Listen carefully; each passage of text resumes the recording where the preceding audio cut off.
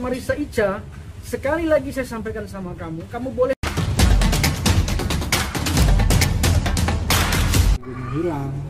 Banyak yang bertanya bahwa Andrigo kemana nih menghilang, apakah mau membuat ibarat kata jauh dari masalah ini atau gimana.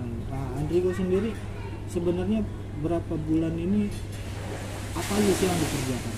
Jadi saya pergi selama ini menghilang dari beritaan tes DNA ini, Tuti dan Sultan, bukan karena saya lari atau menghilang dari cerita dan kasus ini, bukan. Tapi saya memang punya kerjaan yang harus saya kerjakan. Tapi saya mau mantau, selain saya mantau, teman-teman itu netizen itu masih mengirim video-videonya ke saya, video wawancara dan sebagainya. Saya cek terus itu, saya dengar terus. Ternyata dikatakannya tidak mau lagi tergantung sama Andrigo, itu Andrigo semua isinya. Termasuk video klip itu? Termasuk video klip itu, beritanya itu naik, ada video kita juga gitu. Ini kan tanpa izin, nggak ada, ke manajemen saya juga nggak ada izinnya gitu loh. Jadi saya bukan lari dari kasus dan Sultan ini, sebenarnya tidak, tapi saya berkarya sampai saya pantau juga kemana mereka pergi ini. Termasuk tadi podcastnya si Marissa Icha itu gitu loh. Itu podcast yang tidak mendidik menurut saya gitu loh, karena sepihak dia menggiring, menyalahkan orang. Beda sama Denny, sama Uya, walaupun hanya Andrigo sendiri undang, tapi dia memberi ruang netral, ngerti nggak?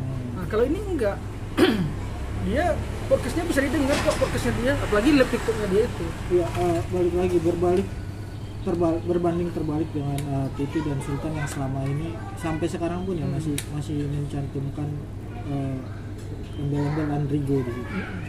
Tapi Andrigo sendiri ketika berkarya pernahkah mencantumkan embel-embel Sultan? Oh enggak, boleh dilihat di TikTok kita.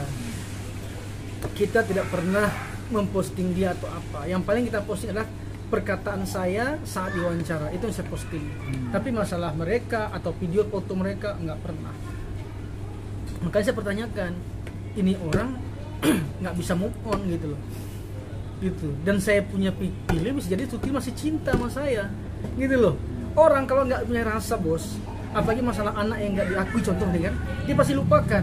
Tapi ini Andrigo punya indikasinya apa? Bukan hanya masalah anak, masalah hati dia nggak bisa tanpa kita. Udah itu aja udah. Terakhir, apa ke depan nih langkah apa yang akan Andrigo lakukan untuk menegur entah Tuti, Sultan atau manajemennya Triswaka? Pertama, Andrigo akan rapat bersama hari ini sama tim Naga Suara manajemen. Kita akan tegur manajemennya Triswaka, mau itu Triswaka mau timnya dia, karena dipublishing di YouTube-nya mereka dan diposting di TikTok-nya si Triswaka pribadi sama Nabila juga. Terutama potongannya itu yang saat Andrigo dan si Sultan merangkul. Kita pertanyakan ini maksudnya apa, ada apa, di mana izinnya, video mana yang dia ambil, karena officialnya di kita. Nah, untuk Tuti mungkin selama ini tidak ada bukti-bukti sah yang dia sampaikan, bahwa kita juga untuk menghindari itu, ayo segera tes DNA kalau mau. Kalau tidak, kita dua langkahnya, kita laporkan benar dia di Polda. Karena apa? Dia sudah kita ultimatum loh, gitu. Tapi masih berkuar terus. Nomor saya nggak ada dihubungi, hubungilah. Kita mau gimana? Kita mau ketemu, kita mau makan, saya bayar makannya. Ayo di mana? Gampang kan? Gitu. Tapi nggak ada etika dan niat baiknya, tidak ada. Itu yang tersayangkan. Dan sampai sekarang netizen itu coba, baru saya posting tadi malam. Wah, ada banyak lagi tuh. Nah, 2 sekarang ini. Saya posting tentang berita saya di SNA sama tentang lagu Dawai. Lagu Dawai itu kalau saya posting saya nyanyi, itu ratusan netizen komennya jelek semua. Seolah-olah kita nggak bisa nyanyi. Ini begitulah netizen sekarang. Terakhir, banyak yang tanya juga pada penasaran ketika Bang Andrigo saat ulang tahun memeluk Sultan, apa perasaan Bang Andrigo terhadap anak tersebut? Perasaan saya tidak lain tidak bukan adalah mensupport seorang anak yang sedang berkarir. Gitu loh, saya bilang.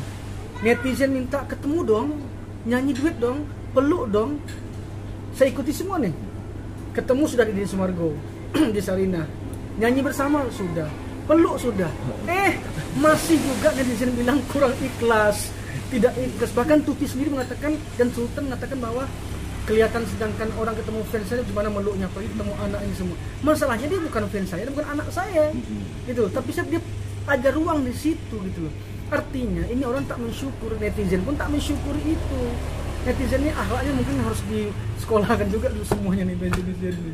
Gitu dia. Nggak ada rasa apa-apa itu. Nggak ada rasa apa-apa. Nggak ada, biasa saja. Saat memeluk Nggak ada.